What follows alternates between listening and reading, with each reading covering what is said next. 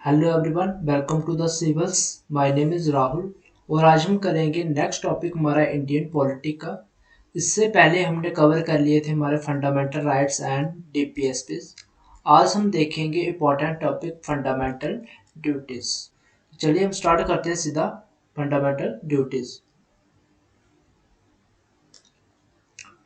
अब fundamental duties हमने originally हमारे कॉन्स्टिट्यूशन में नहीं डाली थी। क्यों नहीं डाली थी? ये भी इसका एक क्या है, हमारा क्रिटिसिज्म है कि हमने क्या एक मिस्टेक की थी, हमने फंडामेंटल ड्यूटीज ओरिजिनली कॉन्स्टिट्यूशन में नहीं डाली थी। तो इसकी जरूरत हमें कब पड़ी और क्यों पड़ी थी?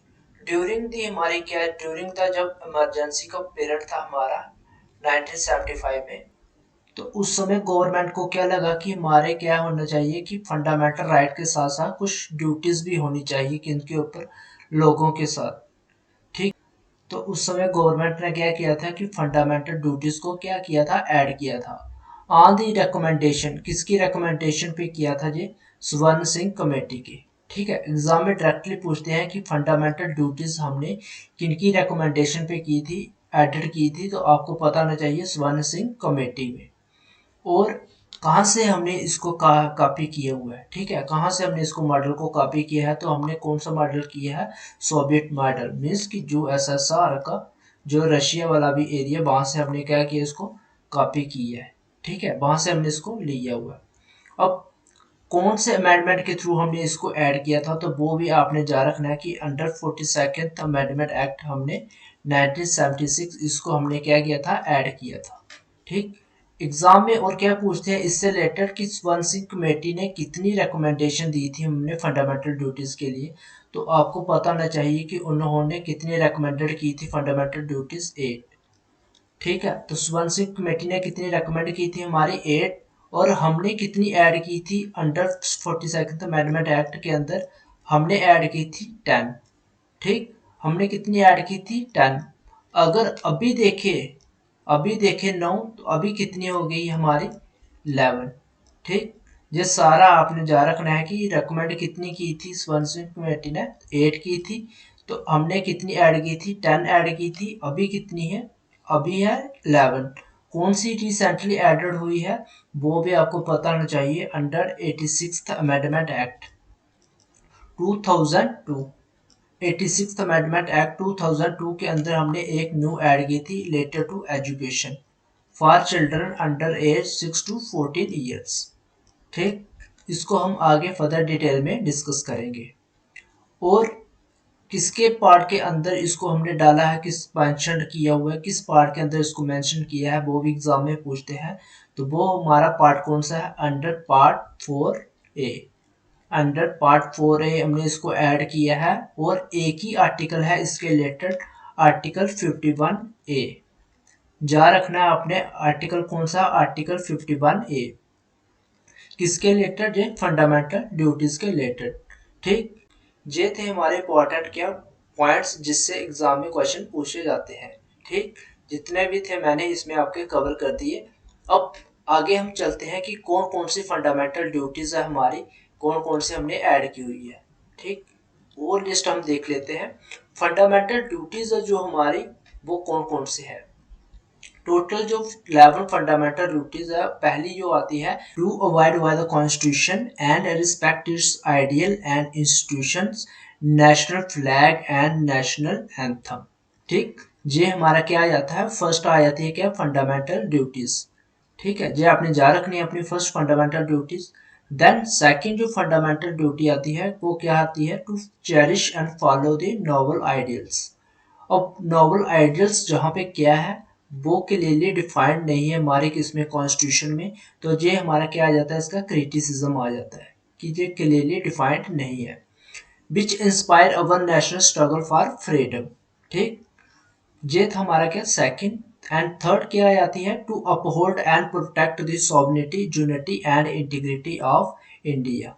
ये आपने जा रखना है कि to uphold the protect, to uphold and protect the sovereignty, unity and integrity of India। ठीक, अब फोर्थ क्या आ जाती है इंपॉर्टेंट? टू डिफेंड करना है अपने कंट्री को and render national services when called upon to do so, जब आपको बुलाया जाए। They are not justifiables in nature, means कि आप डायरेक्टली क्या कहा नहीं जा सकते, डायरेक्टली कोर्ट के पास नहीं जा सकते। ठीक, अब आगे आ जाता है कि to promote harmony and spirit of common brotherhood among all the people of India transcending religious linguistic and regional diversity to renounce practice derogatory to dignity of women. ठीक, ये हमारा क्या आ जाता है fifth, to promote harmony.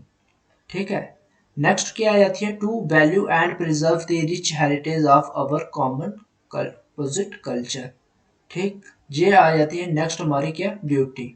Then next आ जाती है to protect and improve natural environment including forest, lake, reservoir, wild life and to have compassion for living creatures. ये नेक्स्ट क्या आ जाती है इंपॉर्टेंट, क्या है ये यहाँ पे आपको पता कर, ये हमारी क्या है इंपॉर्टेंट ड्यूटी है।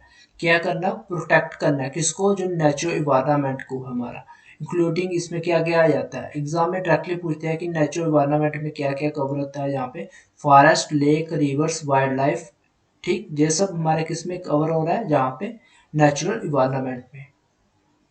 देन नेक्स्ट आ जाता है टू डेवलप क्या करना, scientific temper, humanism and spirit of inquiry and reforms.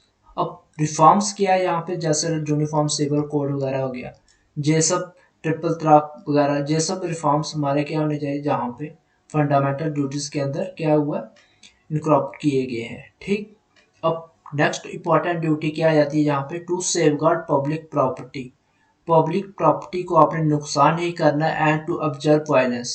ठीक है, ये थी क्या इंपॉर्टेंट हमारी क्या fundamental duty. Next important duty क्या आ जाती है यहाँ पे, to strive towards excellent in all sphere of individual and collective activity so that nation constantly rise to high level of endeavour and achievement. अब कॉन्स्टिट्यूशन में, ये कॉन्स्टिट्यूशन है, ये फंडामेंटल ड्यूटीज तो डाल दी, बट कुछ ऐसी लैंग्वेज डाली हुई है यहाँ पे कि जो कॉमन लोगों के लिए क्या है समझ में नहीं आ सकती। तो मीन्स कि ये है क्या, इसका एक सबसे बड़ा क्या है क्रिटिसिज्म माना जाता है कि जो लैंग्वेज यहाँ पे यूज की है यहाँ पे फंडामेंटल ड्यूटीज में, वो क्या है एक कॉम्प्लेक्स लैंग्वेज यूज की गई है, जहाँ पे कॉमन लोगों को क्या है ये थोड़ा समझ भी नहीं आती। ठीक है, तो ये इसका एक क्या है क्रिटिसिज्म है, ये भी आपने जा रखना है। और क्या इसका क्रिटिसिज्म है हमारा कि लैक ऑफ अवेयरनेस है, लैक ऑफ पब्लिसिटी है, लोगों को पता ही नहीं है कि क्या क्या फंडामेंटल ड्यूटीज है उनकी। तो ठीक है, अब फंडामेंटल राइट्स भी उनको पूरे क्लियरली है, तो फंडामेंटल ड्यूटीज भी उनको क्या क्लियरली डिफाइन नहीं है। ठीक, अब इम्पॉर्टेंट क्या आ जाती है यहाँ पे नेक्स्ट, हु इज पेरेंट और guardian to provide opportunities for education to his child और एज द केस में बी, बार बिटवीन कौन सी एज का, 6 to 14। ठीक, ये था कि अपॉर्चुनिटीज के रिलेटेड एजुकेशन, मैंने आपको करवाया था आर्टिकल 21A, उसमें मैंने करवाया था कि कंपल्सरी फ्री एजुकेशन है चाइल्ड के लिए, कौन सा 6 to 14 ईयर तक। ठीक, वो हमारा क्या आ गया फंडामेंटल राइट इसके ऊपर बन चुका है। ठीक, अब इसको कब ऐड किया था हमने, अंडर 86th अमेंडमेंट एक्ट 2002।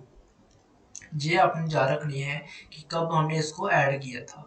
ये थी हमारे क्या फंडामेंटल ड्यूटीज सारी की सारी, कितनी 11 की 11। अब क्रिटिसिज्म भी मैंने आपको साथ साथ में इसके बता दिए। अब एक इम्पॉर्टेंट क्रिटिसिज्म और भी यहाँ पे आ जाता है कि इंस्टेड ऑफ, अगर हमने इसको डाला भी है पार्ट 4 में, हमने डाला हुआ है पार्ट 4 कौन सा है हमारा, पार्ट 4 आया था हमारा डीपीएस बेस। ठीक, पार्ट 4 हमारा कौन सा है, अंडर पार्ट 4 हमने डाला है इसको पार्ट 4A में, तो ये हमारा किस में आ रहा है डीपीएस में, जो कि खुद क्या है नॉन जस्टिफाइबल है, नॉन जस्टिफिएबल है। और अगर हम इसको फंडामेंटल राइट्स में डालते हैं तो वो हमारा क्या है जस्टिफिएबल है। तो मीन्स कि जहाँ पे भी एक क्या आ जाता है इसका क्रिटिसिज्म आ जाता है कि हमने इसको पार्ट 4 की बजाय हमने पार्ट 3 में इसको क्या करना चाहिए था, डालना चाहिए था। ये इसका क्या है क्रिटिसिज्म, ये भी आपने इसको जा रखना है। अब सिग्निफिकेंस इसका यही है कि जो हमारे राइट्स है उनके ऊपर क्या करता है, ये लिमिट्स लगाता है। ठीक है, लिमिट्स लगाता है। अब पूछते हैं कि ऑब्जेक्टिव क्या था इसको डालने का, तो ये भी हमारा क्या है, टू प्रिवेंट और कर्ब द एंटी सोशल एक्टिविटीज। ठीक है, टू प्रिवेंट और कर्ब द एंटर सोशल एक्टिविटीज। ये था जितना भी हमारा किसमें हमारा फंडामेंटल ड्यूटीज में आपको पूछ सकते हैं एग्जाम में, वो मैंने इसका सारा का सारा इसमें डिस्कस कर दिया।